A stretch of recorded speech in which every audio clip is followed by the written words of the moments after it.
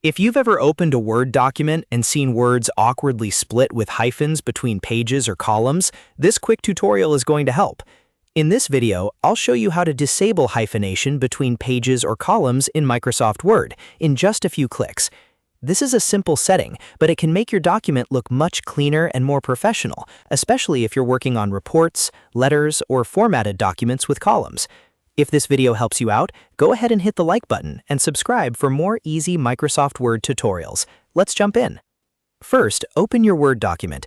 It can be any document where you're noticing hyphenation happening between pages or in a column layout. Once your document is open, look to the top left corner and click File. This opens the main Word menu where you can access the program settings. From there, click Options. This will open the Word Options window, which is where many of the advanced formatting settings are stored. In the list on the left side, select Advanced. This section contains a wide range of editing, display, and layout controls, so don't worry if it looks a little crowded at first. Now, scroll down carefully until you find the Layout Options section. Depending on your version of Word, this may be a little farther down the page, so take your time and look for the setting related to hyphenation between pages or columns. Once you find it, you'll see a checkbox that allows hyphenation between pages or columns. To turn this off, simply uncheck that box. After unchecking it, click OK to save your changes.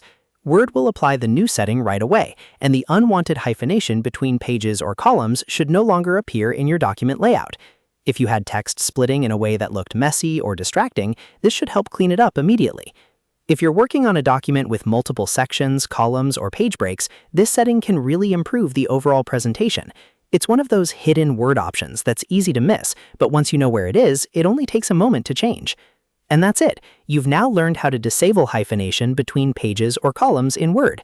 If this tutorial saved you time, make sure to like the video and subscribe to the channel for more simple Word tips and productivity guides.